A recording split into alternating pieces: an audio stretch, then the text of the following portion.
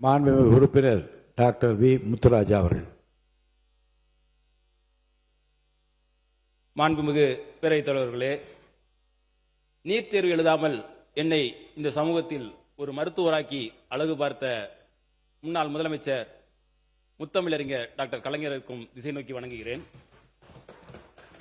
15 ஆண்டு காலம் ஒரு ராயவரம் கடியாப்பட்டி என்ற குக்கிராமத்தில் அரசு மருத்துவராக, வட்டார மருத்துவ அலுவலராக பணியாற்றி விருப்ப ஓய்வு கொடுத்து மீண்டும் எனக்கு 2 முறை வாய்ப்பு கொடுத்து எனது 2வது முறையாக சட்டமன்ற உறுப்பினராக்கிய முன்னாள் முதலமைச்சர் மாண்புமிகு கழகத் தலைவர் தளபதி அவர்களை வணங்குகிறேன்.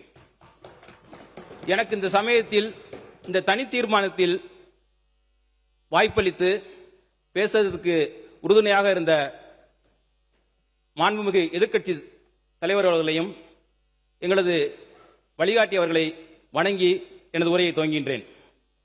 எனவே இந்த சட்டமன்றத்திற்கு 2வது முறையாக அனுப்பிய புதுக்கோட்டை சட்டமன்ற வாக்காளர் பெருமக்களுக்கும் கழக நிர்வாகிகளுக்கும் இவ்வவையில் விட்டிருக்கும் சட்டமன்ற உறுப்பினர் அனைவருக்கும் எனது வணக்கத்தை தெரிவித்துக் கொள்கின்றேன்.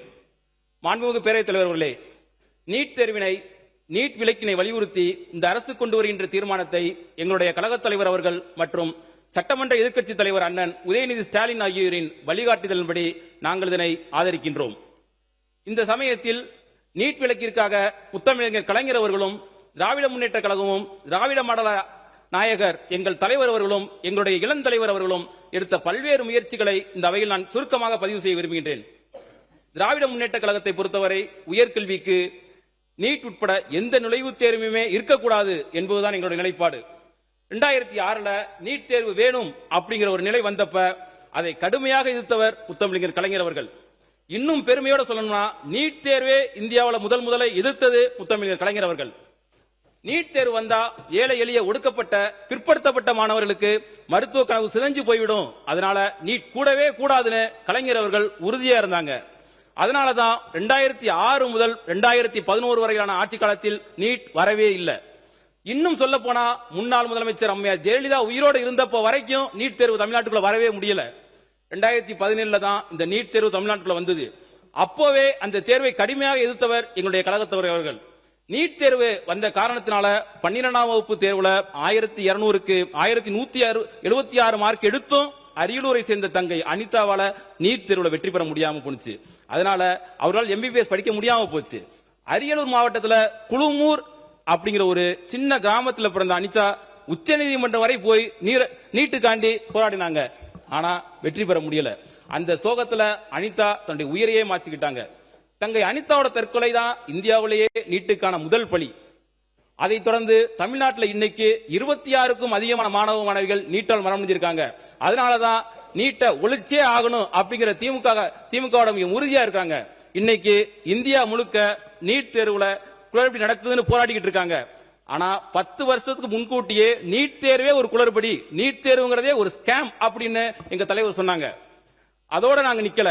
திமுக ஒரு புறமும் எங்களோட அரசு மறுபுறமும் நீட்டுக்கு எதிராக மக்கள் மன்றம், சட்டமன்றம், நீதிமன்றத்தில் பல்வேறு போராட்டங்கள் நடத்தினோம்.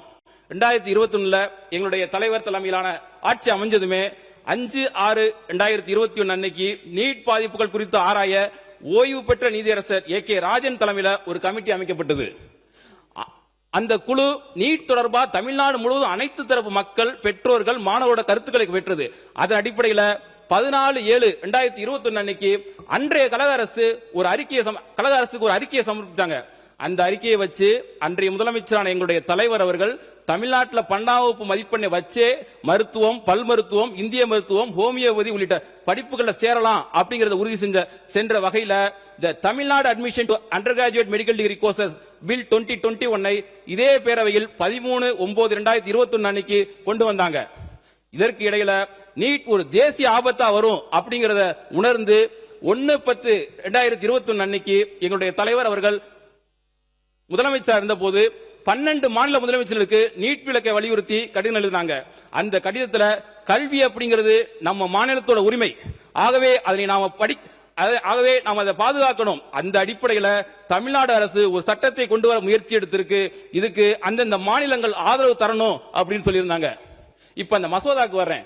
அந்த மசோதாவை அப்போதைய ஆளுநர் திரு ரவி அவர்கள் 2/2/2022 அன்னைக்கு அரசுக்கே திருப்பி அனுப்பித்தார். ஆனா எங்களது தலைவர் அடுத்த 6 நாட்கள்ல, அதாவது 8/2/2022 அன்னைக்கு உடனடியா சட்டமன்ற சிறப்பு கூட்டத்தை கூட்டி மீண்டும் நீட் விலக்கு மசோதாவை நிறைவேற்றி ஆளுநருக்கு அனுப்பி வச்சார்.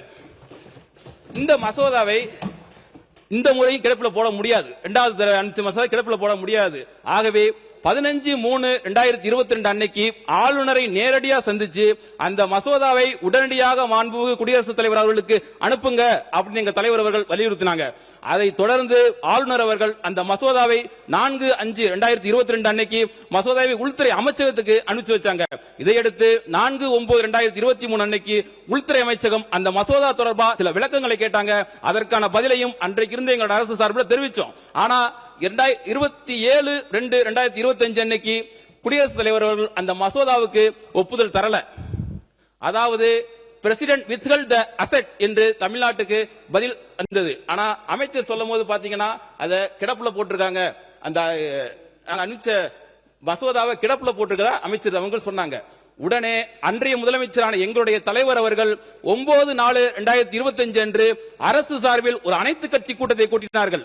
அந்த அனைத்து கட்சி கூட்டத்தில் எடுக்கப்பட்ட முடிவின் அடிப்படையில் அதை தொடர்ந்து தமிழ்நாடு சட்டமன்றம் ஒருமனதாக நிறைவேற்றி அனுப்பிய நீட் விலக்கு மசோதாவுக்கு ஒப்புதல் அளிக்கணும்னு தமிழ்நாடு அரசு சார்பில் உச்ச நீதிமன்றத்தில் வழக்கு தொடரப்பட்டது. அந்த வழக்கு இப்போதும் இருக்கு. ஆனா கழக அரசு நீட் விலக்குக்காக பண்ண இந்த விஷயங்களை பத்தி எல்லாம் இந்த அரசு கொண்டு வர தீர்மானத்துல எந்த விவரமுமே இல்லாதது எங்களுக்கு மிகுந்த ஏமாற்றத்தை அளிக்கின்றது. கழக அரசு தொடர்ந்த அந்த வழக்கை இந்த அரசு எப்படி நடத்திக்கிட்டு இருக்கா? அதுக்கு சரியான வழக்கறிஞர்கள் நியமிக்கப்பட்டுள்ளார்களா? இதையெல்லாம் விளக்க வேண்டிய பொறுப்பு இந்த அரசுக்கு இருக்கு. நீட் ஒழிப்புக்காக கழக அரசு மட்டுமல்ல, திமுகவும் பல்வேறு பணிகளை செஞ்சிருக்கு. திமுகவோட இளைஞரணி, மாணவரணி, மருத்துவ அணி சேர்ந்த ஆகஸ்ட் 2023 ஒரு மாபெரும் உண்ணாவிரத போராட்டத்தை தமிழ்நாடு எங்கும் நடத்தினோம். அன்னைக்கு எங்களுடைய இளந்தலைவர் இன்றைய எதிர்க்கட்சி தலைவராக இருக்கவங்க அமைச்சராக இருந்தாங்க. அமைச்சராக இருந்தால் போராட்டத்தில் கலந்து கொள்ள கூடாது என்ற விதி உண்டு. ஆனாலும் என் அமைச்சர் பதவியை விட நம் மாணவர்களின் கல்விதான் முக்கியம்னு அன்னைக்கு உண்ணாவிரத அறப்போரை நடத்தி காட்டியவர் தான் எங்கள் இளந்தலைவர் அவர்கள். அது மட்டுமல்ல, நீட் விலக்கு கேட்டு பைக் பேரணி, நீட் விலக்கு கோரி கையெழுத்து இயக்கம், நீட் ஒழிப்பு கருத்தரங்கம் எல்லாம் எங்க எதிர்க்கட்சி தலைவர்களின் முன்னெடுப்புல கலைஞர் இளைஞர் சார்பில் நடத்தப்பட்டது. இப்படி நீட்டுக்காக தொடர்ச்சியா நாங்க போராடிக்கிட்டு இருக்கோம். ஆனா ஆட்சிக்கு வர்றதுக்கு முன்னாடியே பேசின நம்முடைய மாண்புமிகு சிஎம் சார் அவர்கள் நீட் மட்டும்தான் உலகமா, வேற படிப்பே இல்லையான்னு கேட்டாரு. அதையே நம்முடைய மருத்துவத்துறை அமைச்சர் அவர்களும் சமீபத்தில் ரிப்பீட் பண்ணாரு. அது கூட பரவாயில்லை, மின்சார பேசி முடிக்கட்டும்.